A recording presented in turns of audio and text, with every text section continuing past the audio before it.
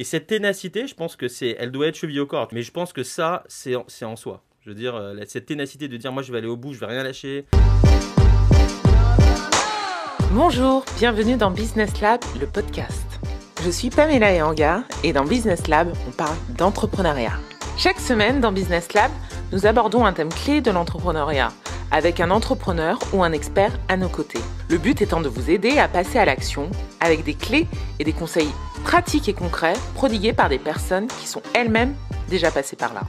Cette semaine, on parle état d'esprit avec un entrepreneur qui connaît bien les entrepreneurs puisqu'il a également la casquette d'investisseur et de chercheur doctorant. Il est également l'hôte d'un podcast sur la psychologie des entrepreneurs qui s'appelle La folie d'entreprendre.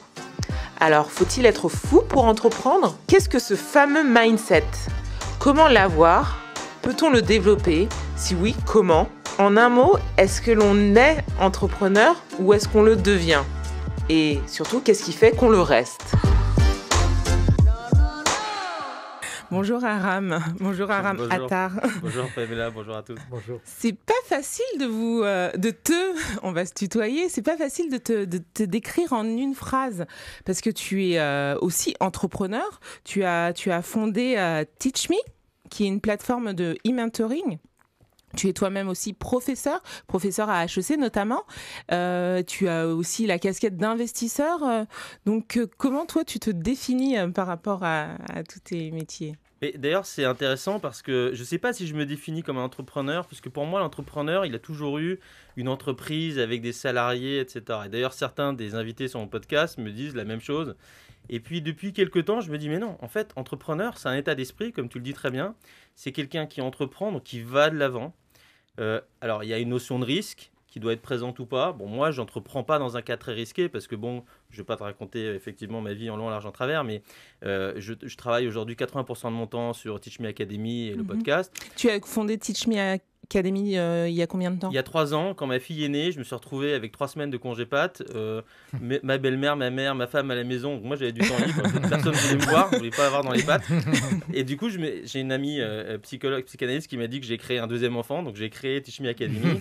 D'abord en me disant, ça va me permettre, dans les cours que je donne à HEC notamment, d'être plus efficace. Parce que c'est pas la peine de faire de la théorie qu'on a avec les gens, autant faire la théorie en ligne et puis ensuite faire des cas pratiques. Et donc j'ai lancé ça et puis c'est le doigt dans l'engrenage.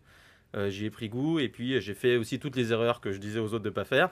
Et effectivement, de ce point de vue-là, ça me permet de donner des conseils en tout cas aux gens qui démarrent puisque moi j'ai fait les mêmes erreurs qu'eux. Et tu es aussi professeur, tu le disais, professeur sur l'entrepreneuriat, sur la finance et le capital risque, c'est Exactement. ça ? Alors, je donne un cours. Alors, je suis professeur, attention au terme, parce que si on nous écoute, c'est professeur vacataire. C'est le joli mot français pour dire que tu n'es pas professeur affilié. Donc, effectivement, je donne des cours au Master Finance à HEC sur le capital risque. Et aussi à Toulouse Business School et à Toulouse School of Management, parce que j'habitais à Toulouse là, jusqu'à il y a quelques mois. Et d'où te vient ce lien avec l'entrepreneuriat, avec le monde des startups ? Alors, j'ai toujours voulu monter une boîte quand j'étais ado. Je me suis dit, je vais monter une entreprise. Mais je me suis dit, moi, j'aime bien observer. Et quand j'ai fini mes études vers 2001, je me suis dit, en fait, je vais d'abord trouver un travail où je suis en contact des entrepreneurs. Bon, c'était septembre 2001, ce n'était pas vraiment le bon moment pour rentrer dans l'investissement à ce moment-là. Du coup, je me suis dit, je vais apprendre la finance. Donc, je suis allé dans des jobs de finance, etc. Donc, j'avais toujours envie d'être entrepreneur. Et pourquoi ? Mais parce que j'avais toujours cette idée du patron social, de me dire, tiens, je vais avoir une boîte avec 10 personnes, tout le monde va être heureux, c'est super. Et je suis rentré, en fait, j'ai fait une école de commerce, pas parce que je voulais en faire une, parce que mes parents sont issus d'immigration. Donc, moi, j'étais la première génération née ici. L'école de commerce, je ne savais pas ce que c'était. Mais je me suis dit, tiens, je vais essayer de casser le système de l'intérieur. Et ça, je pense que c'est un mindset d'entrepreneur. On va y revenir justement sur ces caractéristiques du mindset. Et juste avant ça, moi, j'aimerais savoir, donc tu dis que tu avais une sorte de fantasme de l'entrepreneur avec des salariés, être le boss, entre guillemets. Voilà, et c'était pas être le boss parce que, en fait, je me suis rendu compte au fur et à mesure, moi, j'aime pas la hiérarchie, ni montante ni descendante. Et d'ailleurs, je pense que beaucoup d'entrepreneurs n'aiment pas la hiérarchie montante, en tout cas, ils n'aiment pas avoir des boss. Et du coup, je me suis dit, on va avoir une grande famille. C'était ça le fantasme, c'est qu'en fait, l'entrepreneur... Une grande famille, pour toi, c'était ça, une grande le famille, monde de des gens l'entreprise. heureux. Mais en fait, c'est compliqué à faire parce que tu dois faire de la croissance, payer des gens, parfois licencier des gens. Donc voilà. Et donc je me suis rendu compte, pour répondre à ta question tout à l'heure, en 2008, je suis devenu investisseur en capital. Et là, j'ai commencé à accompagner les entrepreneurs à leur côté, dans une position assez privilégiée, parce qu'on les voit dans tous les moments que vous voyez dans la presse, les bons moments, mais aussi tous les mauvais moments, les moments de doute, etc. Et je me suis rendu compte que ce n'est pas pour moi, parce que je trouvais ça trop dur. D'accord. Voilà. Mais pourtant, ça t'a pas empêché de fonder TeachMe. TeachMe, tu le considères comme une start-up, comme une entreprise, comme quoi? C'est ce qu'on appelle un lifestyle business. Et C'est-à-dire le lifestyle entrepreneur, il y a la mauvaise version, c'est je suis à la plage, je travaille pas beaucoup et je bosse. Bon, c'est pas ça. Un lifestyle entrepreneur, c'est quelqu'un qui entreprend pour avoir un style de vie. Donc moi, qu'est-ce que j'ai créé? Tous les matins, je lis, j'écris, c'est super. J'ai vraiment des moments vraiment, vraiment top. De 7h à midi, c'est ce que je fais. Et puis, ça me permet quand même de gagner suffisamment ma vie pour vivre avec ma famille, pouvoir voyager si on veut, etc. Donc il y a un but qui n'est pas celui de faire de la croissance et d'avoir des employés à tout prix et de casser un marché, d'aller concurrencer des géants. Le but, c'est vraiment d'avoir un style de vie proche d'un intérêt, mais quand même de pouvoir en vivre. C'est super intéressant. Du coup, tu t'es lancé dans l'entrepreneuriat pour satisfaire, pour combler un mode de vie que tu recherchais en fait, c'est ça? Tout à fait. La vision, alors c'était avant le Covid, mais la vision c'était de dire, je fais un doctorat, donc je fais un doctorat à Toulouse Business School, ce qu'on appelle un DBA, donc c'est un doctorat pour les gens qui travaillent. Donc je fais un doctorat parce qu'un jour peut-être que je serai sur un campus américain ou italien, enfin là où j'ai envie d'être, au Japon, pour enseigner. Mais il faut quand même que j'ai des revenus complémentaires, d'où les cours en ligne en me disant, si j'ai un flux de revenus en ligne, du coup on peut avec les enfants, avec ma femme, voyager partout dans le monde, faire des choses intéressantes, rencontrer des gens intéressants, mais avoir suffisamment d'argent pour vivre. Le business en ligne. Ouais, exactement. Ça, pour le coup, avec le Covid, ça l'a plutôt favorisé. Oui.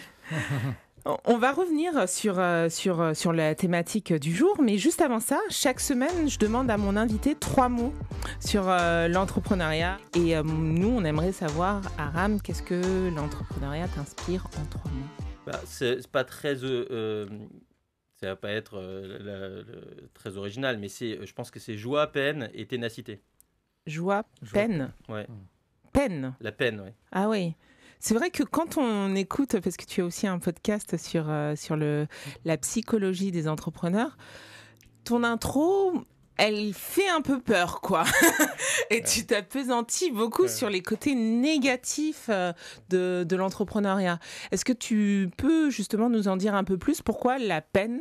Enfin, c'est vrai que tu as dit d'abord la joie. Pourquoi la joie? Alors, la joie, c'est souvent le sentiment de liberté, se rendre compte qu'on a un impact dans ce qu'on fait et de pouvoir se réaliser. Donc ça, c'est documenté depuis les années 60 dans la recherche académique, dans les entretiens, etc. Donc ça, c'est la joie et donc beaucoup d'entrepreneurs ont cette volonté d'entreprendre et ils en sont heureux. Les peines, c'est parce que c'est le côté immergé de l'iceberg. On n'en parle pas aujourd'hui. Aujourd'hui, c'est super entrepreneur, tout le monde veut être entrepreneur. Moi, je fais des formations à des gens qui sont cadres et qui veulent devenir entrepreneurs. Et je trouve qu'il faut donner le revers de la médaille. Il faut expliquer ce que c'est. Et d'ailleurs, quand j'en parle à mes invités, ils me disent « Ah, c'est super parce qu'on n'a quand même pas beaucoup l'occasion de parler de ce côté-là. C'est-à-dire, ce que je dis dans l'intro, ce qui te fait peur. Exactement, je te remercie. J'ai fait un petit post LinkedIn en pensant à toi récemment, d'ailleurs, en disant, on m'a demandé si j'étais anti-entrepreneuriat. Beaucoup de gens ont réagi, c'était super. Et en fait, l'idée, c'est de dire que y a tout le reste, c'est les mots physiologiques et psychologiques. Les mots MAUX. Exactement. Physiologique et psychologique, et ça, on le sait tous. Donc, c'est physiologique, c'est l'indigestion, le manque de sommeil, la fatigue chronique, etc. Et ça va jusqu'à la dépression. Et psychologique, donc ça retient les deux. Voilà. Et tout ça, c'est extrêmement documenté. Ils le vivent tous les jours. Tous les entrepreneurs que tu connaisses donc, si on se lance dans l'entrepreneuriat, on est obligé de connaître ces phases de dépression, d'angoisse, de stress. C'est ça que tu nous dépeins. L'expression qui revient de plus, c'est, ils me le disent tous, ce sont les montagnes russes émotionnelles. Ouais. Et c'est vrai que même moi, à mon petit niveau, les hauts sont très hauts et les bas sont très bas. Et quand je dis les hauts sont très hauts, moi, je gagnais très très bien ma vie avant.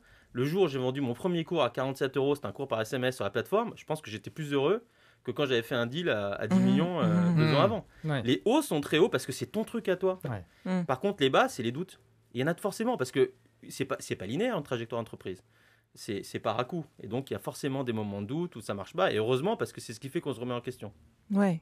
Et donc, joie, tu nous l'as expliqué. Peine. Et le troisième mot, c'était? Alors, c'est la ténacité. Et tu as dit quelque chose tout à l'heure qui est très juste. C'est pas seulement devenir entrepreneur, mais le rester. Et là, mon questionnement doctoral, il est venu de là. Il est de dire, mais malgré tous ces mots, qu'est-ce qui fait, donc MAUX, malgré tout ça, qu'est-ce qui fait qu'ils restent entrepreneurs et certains recommencent après. Et cette ténacité, je pense que elle doit être chevillée au corps. Tu disais tout à l'heure, est-ce qu'on est où on devient ? J'ai pas de réponse vraiment. En plus, moi, je suis un jeune chercheur. Ça fait qu'1 an que je fais de la recherche sur ce sujet-là. Mais je pense que ça, c'est en soi. Je veux dire, cette ténacité de dire, moi, je vais aller au bout, je vais rien lâcher. Je peux pas me permettre de perdre. Laura Souchko, sur le podcast, une de mes invités, elle dit ça. Elle dit, je peux pas me permettre d'échouer. C'est pas possible.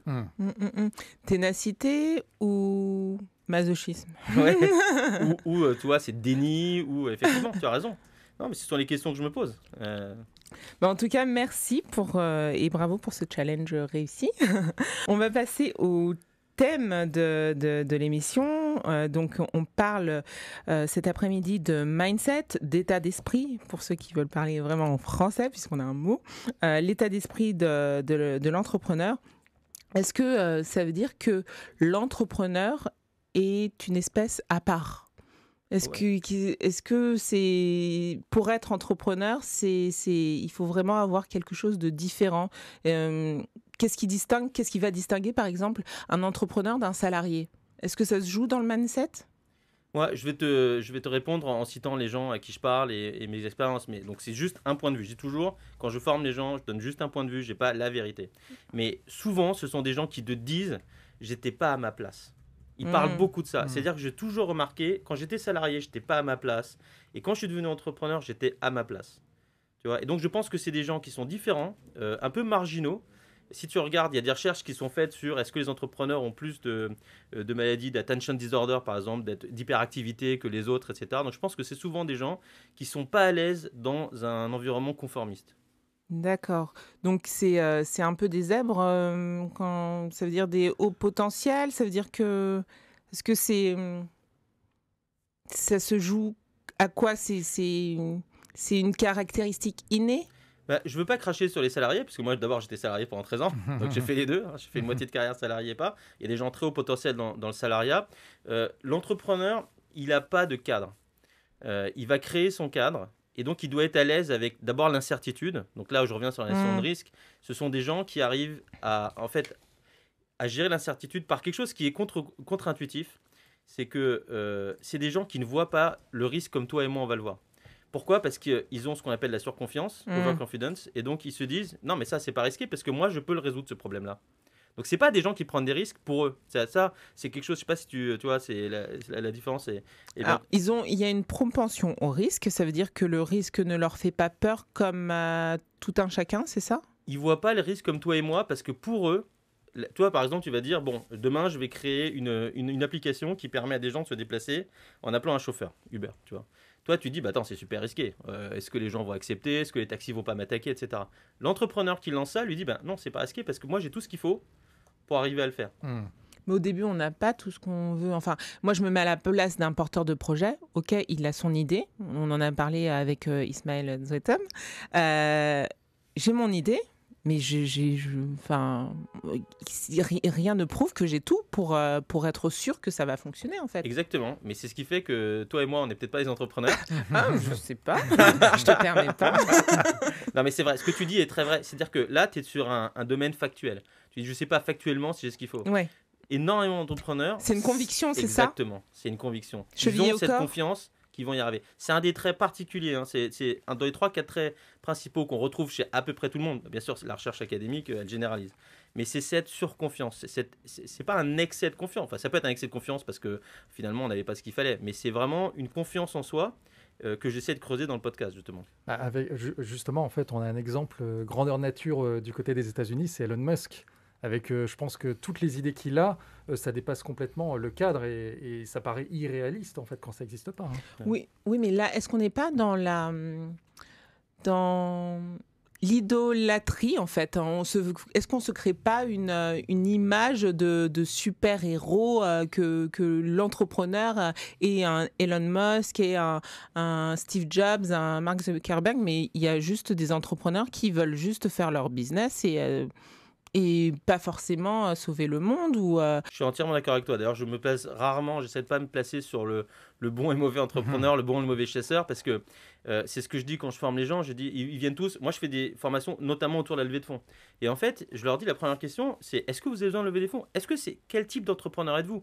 Et alors, ce que tu dis est d'autant plus vrai que tu vois, sur le podcast, j'ai commencé par les gens que je connaissais autour de moi. Et donc, moi, socialement, même si je viens pas d'un milieu fortuné, j'ai fait des études avec des gens fortunés et j'ai travaillé avec des gens. Bon. Mais là, j'ai commencé à interviewer des gens que j'avais coachés pour l'émission sur M6 qui va être mon associé. Ouais. Et là, donc, notamment, il y a Mehdi Barka, je pense à lui. Mehdi, c'était le premier qui est passé SOS Bagages. C'est un gars qui s'est fait tout seul et tout ça. Et lui, c'est un type d'entrepreneur très particulier. Il me dit, moi, si j'avais pas entrepris, le type le plus haut gradé que j'aurais rencontré, c'est l'épicier au coin. Grâce à mon travail d'entrepreneur, j'ai rencontré le numéro 2 de Hayat. Il a comparé avec les boxeurs. Il dit, moi, je m'en suis sorti grâce à l'entrepreneuriat. Donc, tu as tout à fait raison. Être entrepreneur, c'est pas être Elon Musk.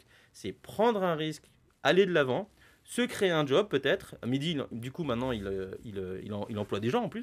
Se créer un job, se créer des conditions, et puis voilà. Et puis en vivre. Pour moi, c'est ça l'entreprise. Donc, tu as, au cours de ton expérience de coach, d'entrepreneur, d'investisseur, quelles sont les 3 qualités communes aux entrepreneurs que tu as pu observer? Ce qui revient souvent, c'est quand même des gens qui, la plupart du temps, sont charismatiques. Il faut se méfier parce qu'ils ne sont pas toujours charismatiques, c'est pas pour ça qu'ils ne sont pas bons. Mais quand je dis charismatiques, c'est pas forcément qu'ils parlent bien, c'est qu'ils arrivent à entraîner des gens autour d'eux. Le leadership. Voilà. Et s'ils l'ont pas eux, ils trouvent quelqu'un, ils s'associent avec quelqu'un qui l'a. D'accord. Donc c'est charismatique. C'est des gens qui, souvent, sont perfectionnistes. Alors j'ai eu un contre-exemple hier sur un entretien, mais souvent ils sont perfectionnistes et tu le vois un peu partout quand tu fais attention. Je regarde beaucoup des séries sur Netflix d'entrepreneurs. Ils vont pas lâcher avant que le truc soit parfait. Ah oui? Ouais. C'est étonnant parce que on avait fait une émission et justement un de nos invités nous disait qu'il vaut mieux faire que parfait. Enfin, fait que parfait. Ouais. Et justement, l'exécution était très importante plutôt que d'attendre que tout soit parfait, travailler je ne sais pas combien de temps pour sortir un produit qui au final ne va peut-être pas correspondre à un besoin du marché. Exactement. Moi je dis, alors j'adore ça. Ça je vais le reprendre. Fait, c'est quoi tu dis? Fait vaut mieux que parfait. Voilà. Moi je dis toujours le mieux est l'ennemi du bien aussi. C'est ce qu'on m'avait dit. Non mais tu as raison. C'est là où je pense qu'il y a certains entrepreneurs qui arrivent à réussir, c'est qu'il y a une frontière entre être perfectionniste et puis à un moment quand même, comme tu dis, sortir le truc. Mais Steve Jobs, par exemple, il est très connu pour être perfectionniste. Et à notre petit niveau, Swan Fernandez, sur le podcast, tu écouteras, il disait, moi, jusqu'au ton du mail, est-ce que je dis tu, est-ce que je dis vous, j'étais perfectionniste à ce point-là. Et souvent, ils ont quand même ça. C'est-à-dire qu'il y a un truc qui vont le pas sens du détail. Le sens du détail, mais dans les choses qui sont importantes, je pense, dans le focus. Et justement, on va voir si on a déjà des premières questions, On a déjà quelques questions. Alors déjà, une remarque de Pauline, votre invité est passionné et passionnant, un vrai plaisir. Et on a une question de Fabrice. Il va rougir. En plus, c'est son anniversaire aujourd'hui. N'en jetez plus. Je prends très mal les compliments, mais j'apprécie. Merci beaucoup. Et justement, ça me fait rebondir sur Pauline qui dit passionné, passionnant. Est-ce que la passion est une caractéristique commune? Est-ce qu'il faut être passionné pour être entrepreneur? Moi, c'est ce que je pense, c'est ce que je vois. C'est-à-dire qu'il faut être passionné par ce qu'on fait. Sur le podcast, Julien Nico, c'est ce qu'il dit. Il faut être passionné par ce qu'on fait parce qu'en fait, vous allez le faire 15, 17, 18 heures par jour. Donc, si vous n'aimez pas ce que vous faites, à l'inverse, il y a des entrepreneurs excellents qui n'ont aucun affect avec le produit qu'ils créent ou qu'ils vendent. Ah bon? Ouais, il y a des entrepreneurs qui regardent un marché, ils sont différents ceux-là. C'est pour ça que moi, je suis un peu gêné aujourd'hui. Ouais, parce que j'essaye de. Ça n'existe pas l'archétype. Je veux dire, voilà, il y a des cas différents. Mais il y a des entrepreneurs qui regardent un marché, trouvent une opportunité de marché, vont créer un besoin sur ce marché. Eux, leur passion, c'est de vendre, c'est de convaincre des gens et de réussir. C'est ça la passion. C'est pas la passion dans j'ai fait un super site de cours en ligne. Ok, excuse-moi. Donc, du coup, on va reprendre la question. Alors, une question de Fabrice de Lille, alors, qui concerne plutôt la patience. Et justement, tu as abordé le sujet tout à l'heure. Je n'arrive pas à lever les fonds qui me permettraient de passer un cap dans mon entreprise. Je me sens abattu, car je pourrais avoir une entreprise bien plus grande. Comment maintenir la motivation ? Est-ce que c'est de l'ordre... Qu'est-ce que tu lui conseillerais ? Et est-ce que c'est parce qu'il n'a pas le bon mindset qu'il n'arrive pas à lever des fonds ? Non, je pense pas. Alors, aïe, j'allais dire, parce que c'est effectivement le gros de ce que je fais. La question que j'ai envie que tout le monde se pose, c'est est-ce que tu as besoin de lever des fonds ? Parce que tout le monde pense que oui, mais je veux te dire, en général, au moment où tu es prêt à lever des fonds, là, tu en trouves des investisseurs. Le problème, c'est qu'on essaye trop tôt. Et je dis toujours, au lieu de passer du temps à chercher des investisseurs, chercher des clients. Parce que les investisseurs, contrairement à ce que beaucoup de gens pensent, ne prennent pas des risques trop tôt. Ils prennent pas des risques énormes. Ils essaient de prendre un risque parce que le truc commence à se vendre et moi, je vais t'aider à aller de 1 à 10. Par contre, de 0 à 1, ça, c'est plutôt des personnes physiques, c'est d'autres poches. Voilà. Donc, c'est Fabrice ? Fabrice, voilà, je ne connais pas sa situation, mais je dis toujours, voilà, si tu trouves des gens qui sont prêts à payer en avance pour ton produit, si tu trouves des gens qui te disent, attends, si tu le construis, je vais te l'acheter, mais qui te signent un papier et tout, ça va t'aider à lever des fonds. Mais est-ce que tu as un produit market fit ? Donc, est-ce que tu as vraiment un produit, un marché, etc. Moi, par exemple, je dis toujours humblement aux gens que je forme, moi, je n'ai pas trouvé le produit market fit sur Teach Me Academy. Ça m'a permis de faire à côté d'autres choses, du conseil, des cours, mais je n'ai pas réussi encore, et je suis en train de tenter, là, je tente. Je n'ai pas réussi à vendre de façon automatique. Et donc, tu parlais d'état d'esprit. L'état d'esprit, c'est le test. Moi, l'expression que je dis, c'est entreprendre, c'est apprendre. Je pense que l'entrepreneur, c'est quelqu'un qui est curieux, mais qui teste, analyse, corrige, reteste, analyse, corrige, etc. C'est un état d'esprit. Celui-là, si on l'a pas, pour le coup, je pense que c'est quand même très dur de réussir. Donc, il ne faut pas baisser les bras et itérer. Itérer, c'est le mot-clé. Il faut être curieux, itérer, analyser. Il faut être assez froid. C'est-à-dire que c'est des trucs, on s'engage quand même dans ce qu'on fait. Donc quand les gens réagissent pas, on le prend mal. C'est là le bas. Le doute, il vient de là souvent. Et donc, il faut avoir des gens autour de soi. Par exemple, moi, j'avais un ami investisseur qui m'a toujours dit, mais en fait, tu fais des cours sur les comment faire une présentation investisseur. Mais les gens, ils veulent pas apprendre à faire une belle presse. Ils veulent lever de l'argent. Donc, aide-les à lever de l'argent. Donc, si vous avez des gens autour de vous qui ont ce regard sur ce que vous faites, ça, c'est génial. Les gens autour de nous. Justement, il me semble qu'il y a une question sur les gens. Enfin, exactement, et sur l'entourage. Ouais. Et ça, c'est important. C'est Stéphanie qui habite à Compiègne. Autour de moi, personne ne croit en mon projet. Je n'ai que très peu de soutien. Comment me blinder moralement ? Ouais, c'est une excellente question. Il y a deux cas. Soit vous avez... Moi, quand j'ai commencé ce podcast, je pensais que, comme tous mes clients ou tous les gens chez qui j'avais investi, 90% des entrepreneurs ont des familles entrepreneuriales. En fait, je me rends compte que c'est pas du tout vrai. Ah bon ? C'est pas du tout vrai. Donc, c'est 1 sur 2 sur le podcast. Et alors, dans ces cas-là, donc je pense sans doute le cas de Stéphanie, le cas de Stéphanie. Et ça, c'est très dur. Et du coup, vous créez une deuxième famille entrepreneuriale. D'abord, d'avoir des associés. Ça, c'est la première, deuxième famille. Et puis ensuite, il y a des groupements d'entrepreneurs. C'est pour ça que c'est intéressant d'être dans un incubateur. Il faut se mettre dans un environnement qui est porteur. Il y a un de mes invités qui dit très bien, il dit en fait, les gens vous donnent des conseils malveillants.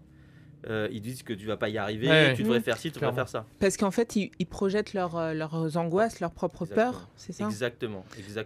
D'ailleurs, on parlait fin décembre de l'importance du réseau. Donc, Stéphanie, je vous invite à écouter l'émission. Donc, c'est pas se blinder moralement, c'est être entouré de gens. Avec les associés, il y a une dynamique qui se crée. Quand il y en a un qui est un peu down, qui est un peu en bas, les autres vont le remotiver. Et puis ensuite, effectivement, de partager avec d'autres qui sont dans la même galère. Mais le podcast, tu vois, c'est ça qu'il veut faire. Il fait deux choses.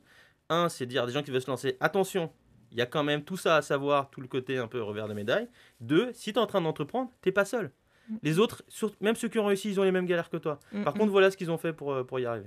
Donc, s'entourer pour avoir du feedback. Mais tu dis, il ne faut pas se blinder, mais il faut quand même, parce que le quotidien et la solitude de l'entrepreneur, c'est l'entrepreneur lui-même qui le vit. Ouais, un blindage, c'est hermétique. Donc, en fait, l'entrepreneur, il marche sur un fil très étroit qui est d'un côté... il ne faut pas écouter tout ce qu'on vous dit parce que sinon vous n'y allez pas. C'est ça, entrepreneur. C'est quelqu'un qui fait alors que tout le monde te dit que tu es complètement fou.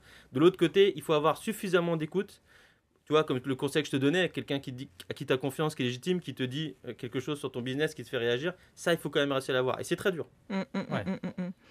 On voit dans l'une des études de l'INSEE que la principale même motivation de création d'entreprise, c'est la volonté d'être indépendant.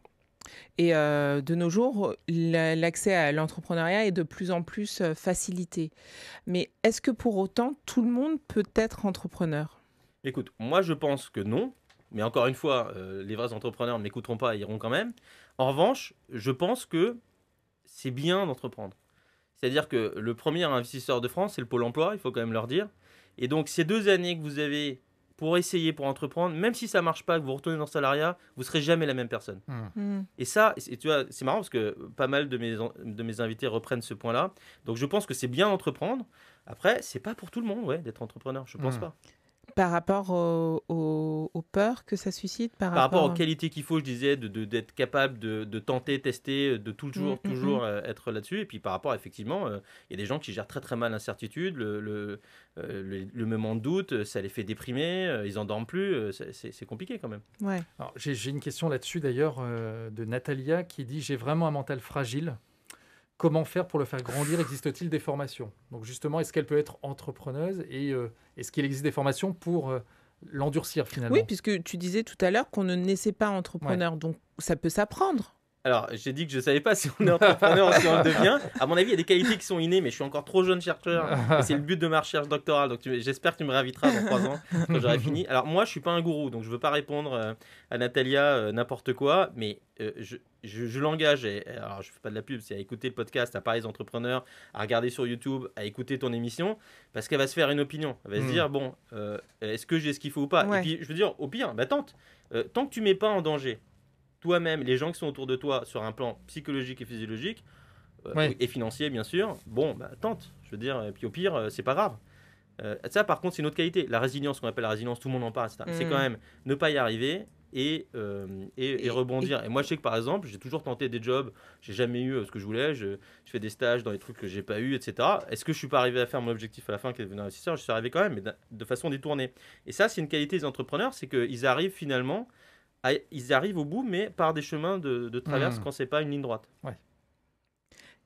Est-ce que tu as une autre question à nous proposer? On en a d'autres. Alors, une question qui concerne l'ambition, et tu as donné quelques éléments de réponse tout à l'heure. C'est Christine qui habite à Saint-Maur. On me dit souvent de voir grand, mais ça me fait peur. Je préfère avoir une ambition limitée.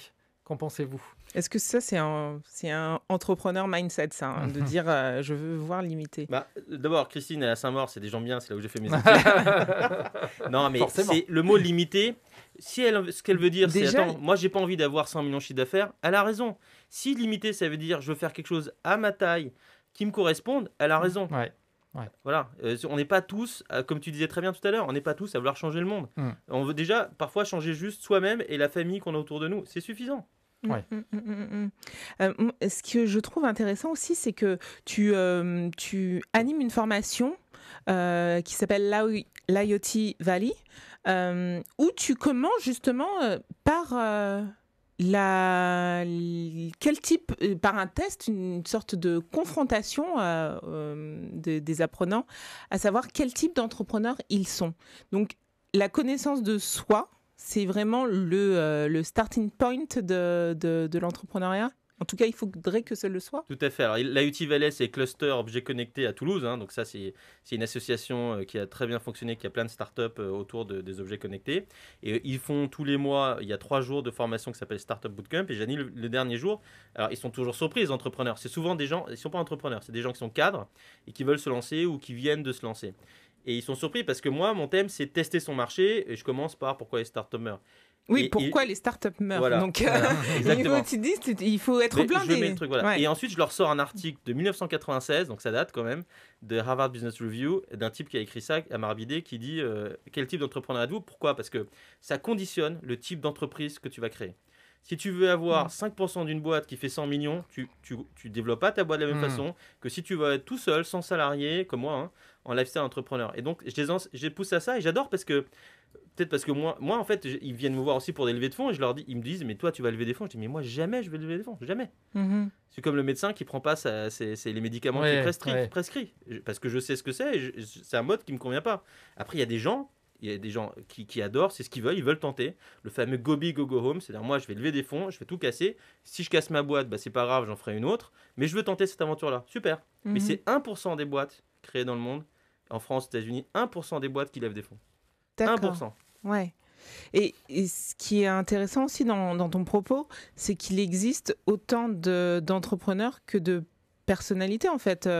Chacun peut développer son propre mindset. Ouais. À mon avis, il y a quelques groupes différents d'entrepreneurs avec des points communs, mais tu as raison, il n'y a pas un profil type. Et justement, tes recherches, qu'est-ce que ça en dit pour l'instant? Alors, moi, ma recherche, elle est sur la gestion du stress par les entrepreneurs. Notamment grâce à 2 choses. Donc là, on rejoint l'inné et l'acquis. C'est est-ce qu'ils ont en eux ce qu'on appelle du capital psychologique, donc des qualités qui font qu'ils arrivent à gérer mieux le stress, ou est-ce qu'ils arrivent à mettre en place des stratégies sommeil, faire autre chose, du sport, etc., qui font que finalement ils stressent moins. Mon intuition, elle est peut-être pas juste, c'est qu'à mon avis, contrairement à ce qu'on pense, ils arrivent à gérer, finalement ils ont un niveau de stress.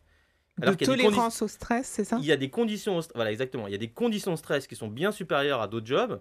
Pas qu'on est infirmière ou pompier, policier. Ouais. Il y a plein d'études là-dessus. Ouais. D'ailleurs. Ils ont un niveau de stress qui est énorme. Par contre, ils arrivent à le gérer, tolérer. C'est donc, est-ce que c'est inné ou le gérer de façon différente? Alors, malheureusement, j'en suis à faire le questionnaire. Donc, c'est pour ça que j'ai fait le podcast aussi pour m'aider sur le questionnaire. Donc, ça veut dire que tu lis 150 articles de recherche, tu regardes comment ils ont fait leur questionnaire. Donc, j'en suis là. D'accord. Donc, j'ai pas la réponse. Ok, Mais c'est la question. Et tu as des idées, ceci dit, sur comment ils je arrivent à mieux gérer le pense, stress? tu vois, je sais que tu écoutes le podcast, donc je leur pose toujours la question comment tu gères le stress, le sommeil. Je pense que justement, ils arrivent à modérer ce stress, d'abord par des qualités psychologiques qui sont le déni, l'optimisme, la surconfiance, etc. Et deuxièmement, il y a quand même quelque chose qui semble être que ils dorment tous quand même super bien. Ouais. Le sommeil, Ah c'est oui. important. Oui. Mais moi, les entrepreneurs que je connais ont une vie un peu dissolue dans le sens où ils travaillent la nuit, ils se couchent hyper tard, c'est pas le même rythme que quand on est salarié, par exemple, où on sait que on va aller au travail à telle heure, on va faire notre journée qui va se terminer à telle heure, et ensuite on rentre à la maison et puis c'est fini. Là, les entrepreneurs que je connais, encore une fois, c'est un rythme bien particulier et c'est une manière de penser bien particulière. Oui, et puis ça s'arrête jamais. C'est à table au déjeuner. Le Voilà, soir. c'est C'est pour ça. ça que les gens entrepreneurs, souvent des enfants entrepreneurs, c'est ce que je pense, mais c'est ce que j'essaie de valider parce qu'ils entendent parler tout le temps. Écoute, je te dirais quand j'aurai fait le questionnaire avec j'espère il y aura au moins 2000 réponses, ce qui fait que ça devient statistiquement valable. Je te dirais parce qu'effectivement, c'est aussi ça la recherche. C'est aussi, tu as une intuition, mais il faut pas y aller avec trop d'idées préconçues Ouais. parce que sinon. Bien sûr, c'est biaisé. Ouais. Non, mais avec plaisir, on te réinvitera pour que tu nous en reparles. Ce qui est intéressant aussi de voir par rapport aux entrepreneurs, c'est que en 2019, les femmes ne représentaient que 40% des créateurs d'entreprises. Est-ce que toujours, peut-être que tu sauras nous en dire plus par rapport à ton expérience d'investisseur. Est-ce qu'il y a une différence entre le mindset d'un homme entrepreneur et d'une femme entrepreneur? Alors, et pourquoi? C'est la question que je me pose parce que moi j'ai réussi à avoir assez peu d'invités femmes sur le podcast, mais là j'en ai 4-5 qui sont programmés, qui vont venir, des gens avec qui j'ai travaillé ou pas. Quand tu dis 40%, à mon avis, tes stats, elles prennent aussi la boulangerie. Oui, voilà. Quand tu regardes les startup tech, c'est horrible. Oui. C'est beaucoup moins que ça. Ouais. C'est genre quelques pourcents. En investissement, et ça a été fait le calcul, hein, c'est 2%. 2% des boîtes où il y a un femme fondateur, 2% des boîtes financées par le capital risque, aux États-Unis, en Europe, etc. 2%, il y a au moins un entrepreneur femme dedans. Mais c'est très et peu. les minorités, donc toi et moi, on en fait partie. C'est aussi 2%. Donc il y a des fonds qui sont levés aux États-Unis, dans la manière newsletter, je te parlais d'Harlem Capital, qui sont des fonds qui mettent l'accent là-dessus. Parce que donc en gros, si t'es pas blanc, un homme blanc éduqué, Ivy League qu'on appelle, donc Harvard, Yale en France, HEC, ESSEC, machin, t'as quand même peu de chances d'avoir de l'argent aujourd'hui. Alors c'est en train de changer, mais ça va changer surtout quand les investisseurs eux-mêmes vont commencer à avoir des femmes et des gens non blancs, et etc. Ah oui. Donc, alors, si on prend le problème de l'œuf et de la poule, est-ce que c'est le fait que ces personnes-là, moi, à la base je parlais des femmes, mais bon, on peut mettre aussi les minorités, est-ce qu'elles osent moins Non, absolument pas. Est-ce qu'il y a... Non, c'est juste que les cordons... Si tu parles vraiment du capital risque, le problème c'est que les cordons de la bourse sont tenus par des gens qui... On reproduit toujours. Moi, j'ai fait une grande école, j'en viens pas de ce monde-là, mais tu reproduis, tu cooptes, quoi. C'est ça qui est horrible. Et d'ailleurs, les gens qui fonctionnent bien se rendent compte que ça marche pas. Il faut une diversité de parcours. Donc, il y a des fonds d'investissement qui sont très là-dedans. Le meilleur fonds au monde, c'est Sequoia Capital, il est comme ça. C'est-à-dire que c'est des gens, ils veulent... J'ai pas entendu le nom du fonds. Sequoia Capital. Sequoia, ils cherchent des gens qui ont eu des parcours heurtés de vie et qui ont montré une certaine ténacité. Ils cherchent des gens comme ça. Ils s'en fichent que tu as fait Harvard ou pas. Ils s'en fichent. Et ça, il faut que ça arrive un peu plus. Alors ça, bon, j'ai dérivé, mais ta question étant sur est-ce que les femmes et les hommes entreprennent différemment, je suis trop jeune chercheur pour te dire la réponse académique. Moi, je sens que dans les expériences limitées que j'ai eues, qu'il y a quand même... Bon, il y a des point commun, tu écouteras les femmes sur le podcast, Armelle Weissman. Elles sont péchues. Ah ouais, elle était aussi tenace que n'importe qui. Alors voilà, donc tout le monde a je pense, des caractéristiques communes. Moi, dans mon expérience, les femmes avec qui j'ai travaillé entrepreneur, il y a un truc qui est différent dans la façon d'aborder les relations humaines. Et dans l'entrepreneuriat, c'est important parce qu'encore une fois, tu dois entraîner des équipes entières, surtout quand tu n'as pas de produit au début, pas de clients et tout ça. Et tu vois, typiquement, quand je travaillais avec des femmes entrepreneurs, elles vont passer là sur le podcast, tu vas les entendre. C'est les seuls qui me disaient, mais comment ça? On prenait 5 minutes. Et Ram, comment ça va? Tu deviens quoi? Comment c'est ton reste de la semaine? Il y a un truc comme ça qui est quand même vachement plus agréable. Après, je veux pas être dans les préjugés. Une intelligence émotionnelle? Peut-être que c'est ça. Alors, je veux pas être dans les préjugés, parce que d'abord c'est un sujet qui est dangereux en 2020. 2021. Attention, ouais. et justement, moi, en tout cas, ce que je veux, c'est je l'ai dit dans le podcast, moi, c'est 1 pour 1. Je fais de la psychologie, donc, enfin, la psychologie, j'en fais pas, mais j'interviewe des gens sur la psychologie. Je voudrais, donc, si on m'entend, il y a sur la folie d'entreprendre un questionnaire, enfin, pour un formulaire à remplir pour me conseiller de parler à certaines personnes. S'il vous plaît, mettez-moi en contact avec des femmes entrepreneurs parce que par définition, par la fonction que je fais, j'en ai assez peu autour de moi. Et oui, et puis numériquement, numériquement, il y en a même moins de toute façon. Il y en a moins. C'est ce que tu disais. Oui. Et ce qu'on voit aussi, c'est que les femmes sont peut-être plus frileuses en fait. Elles ont peut-être moins confiance en elles. Alors ça, c'est sur les 6 entretiens que j'ai eu là-dessus. Ça, je peux dire. Alors, donc elles ont plus de doutes. Échantillon très très restreint. Mais même à part Armelle, donc même les autres femmes que j'ai eues sur le podcast, c'est vraiment étonnant parce qu'effectivement, elles me disent, mais moi, j'ai rien à raconter. J'ai pas réussi, j'ai pas. Je dis, mais non. Et je l'ai forcé, Laura, je l'ai forcé à faire l'épisode. Et c'est un des meilleurs épisodes. C'est super intéressant ce qu'elle dit.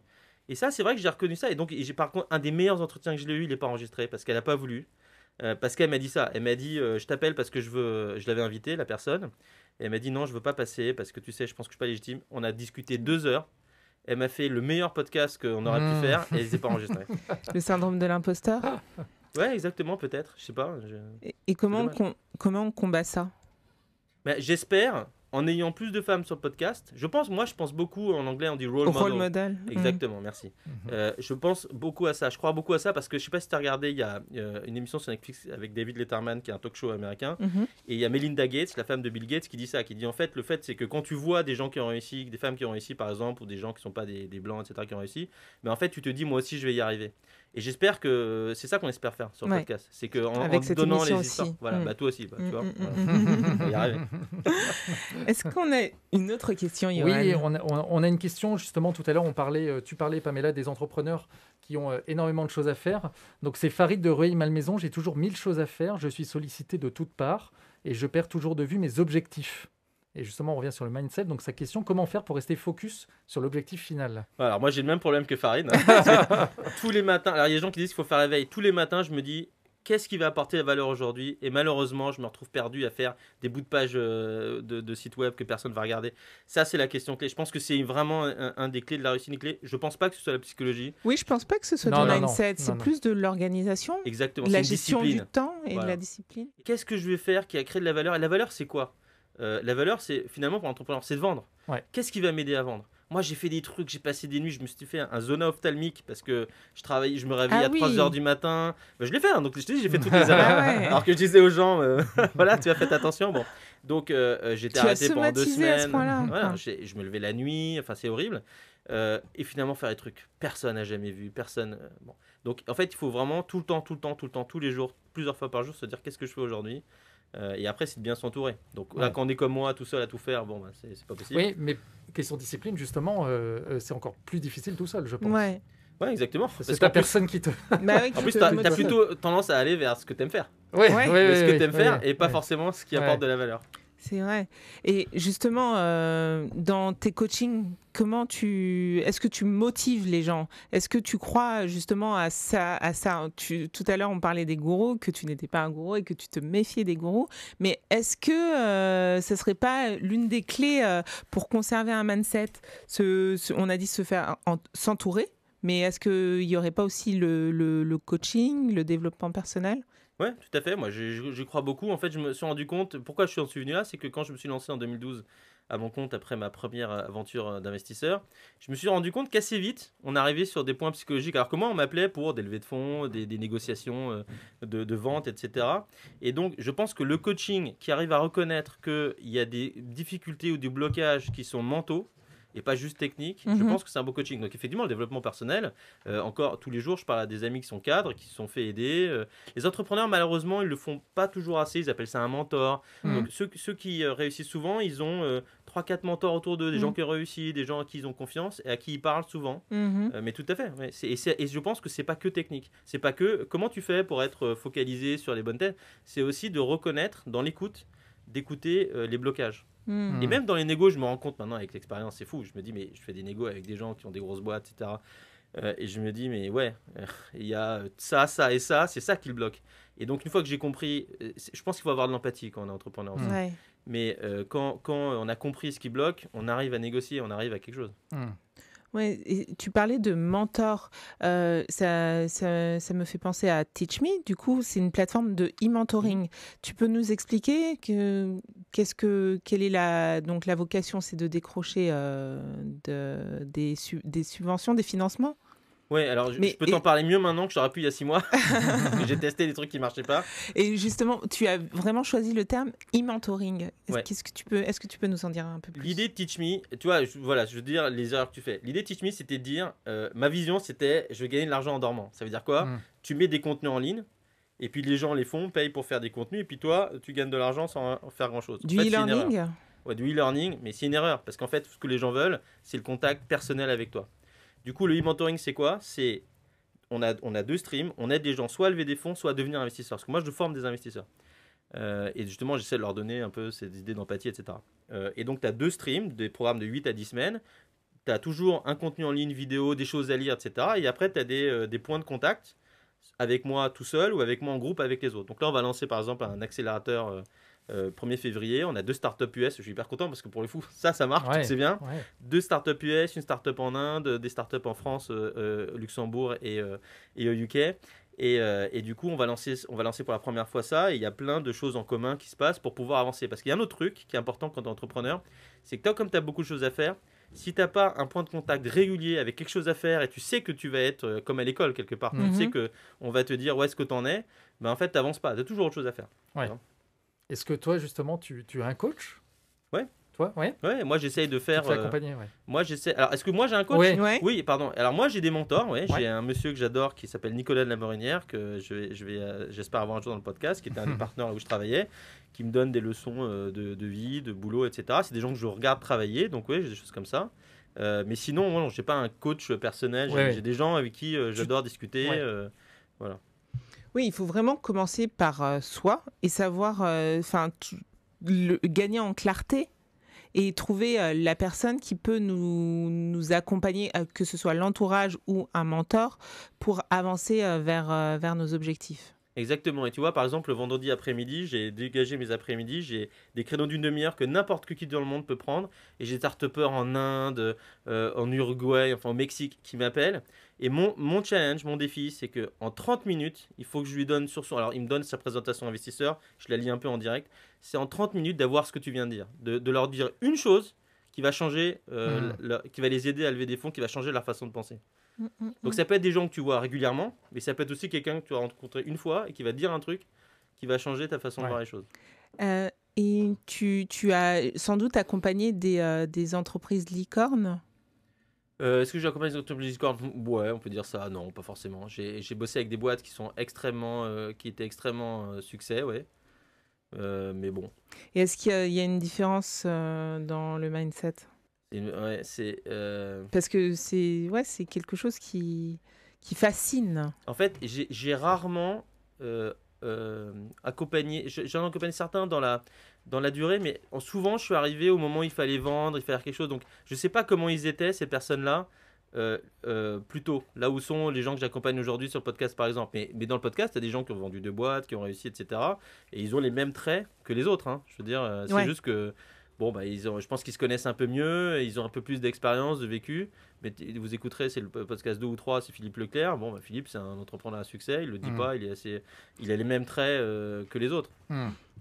On peut juste rappeler la définition d'une start-up licorne. C'est C'est une start-up qui est valorisée au moins 1 milliard d'euros. Bon, c'est c'est big. une définition, quoi. Ouais, mais c'est big. C'est big, ouais. C'est Mais il est là le danger, c'est que tout le monde veut faire une licorne alors que tout le monde n'est pas fait ou ne sera pas forcément heureux de faire une licorne. Ouais, D'accord. Ok. Intéressant. effectivement. Est-ce qu'on prend une autre question? Oui, j'ai une question, s'il te plaît. Pamela, qui concerne justement la motivation aussi. Je prospecte beaucoup, mais les affaires sont très longues à se signer depuis le début du Covid. Quels sont vos conseils pour gagner la niaque? Effectivement, dans le contexte actuel, c'est très difficile, à mon avis, de maintenir un mindset très, très positif là-dessus. Bah ouais, alors c'est encore plus dur maintenant, mais je veux dire, quand tu es entrepreneur, c'est malheureusement c'est pas moi qui le dis, hein, c'est être bon à prendre des portes. Parce que tu prends tout le temps des portes. Ouais. Donc c'est un peu ça, je répète ce qu'on dit depuis tout à l'heure, c'est la même chose, c'est être entouré, avoir des associés, c'est ça, je veux dire, il n'y a rien d'autre. Enfin, il y a rien d'autre. Il y a peut-être autre chose que je connais pas. Ouais. Faut pas être. Puis la patience. Mais je ouais, pense que ouais. c'est. Alors la patience, si on est trop patient, je pense que c'est difficile d'être entrepreneur et patient. Enfin encore que. Mais c'est souvent des gens qui sont pas contents avec le statu quo, qui sont impatients, ils veulent Ouais. que ça bouge. Ouais. C'est un truc inné, c'est un truc qui t'énerve. Je veux dire, souvent. Hein. Ouais, bien sûr. Donc voilà. Persévérer.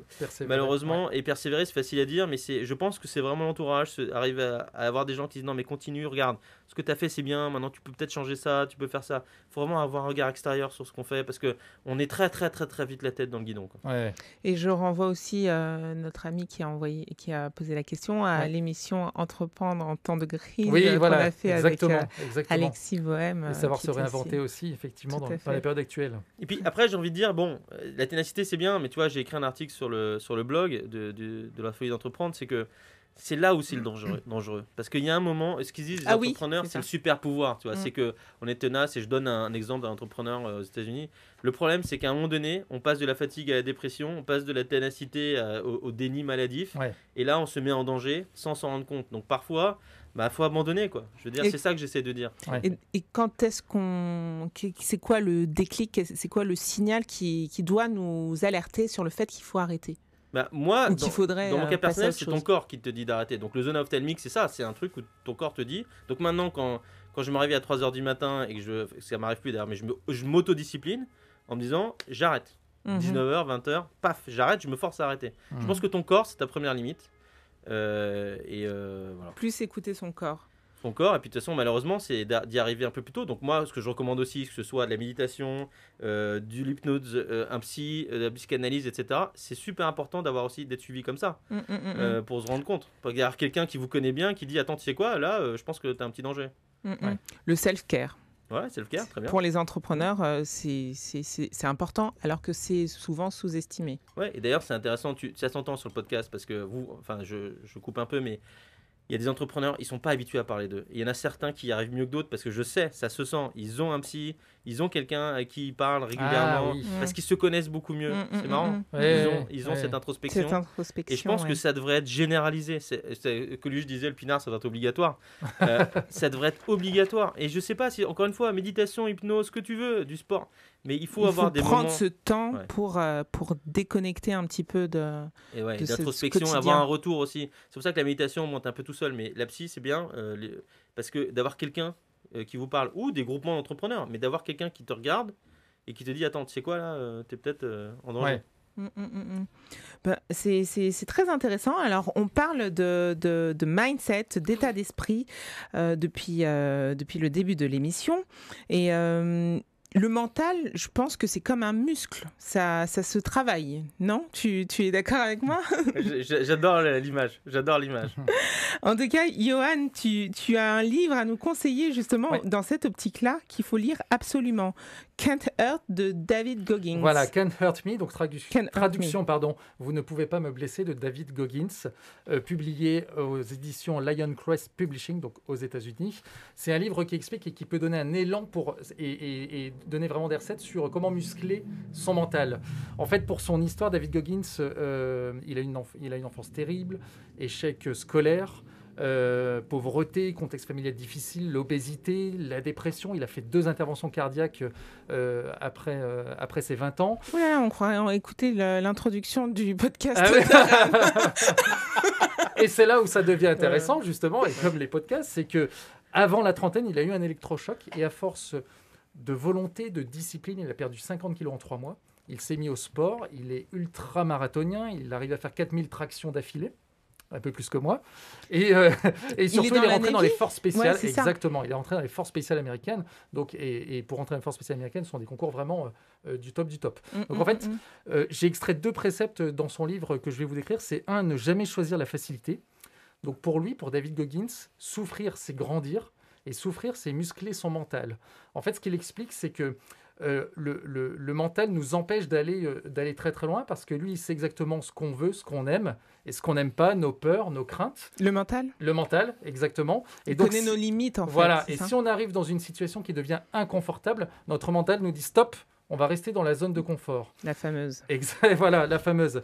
Et David Goggins, lui, nous dit qu'il faut reprendre le contrôle de son mental, accepter et même se jeter dans l'inconfort, recevoir des coups, et comprendre pourquoi on est si faible dans ce genre de situation, dans cet inconfort, pour mieux les travailler et les attaquer et mieux rebondir dessus.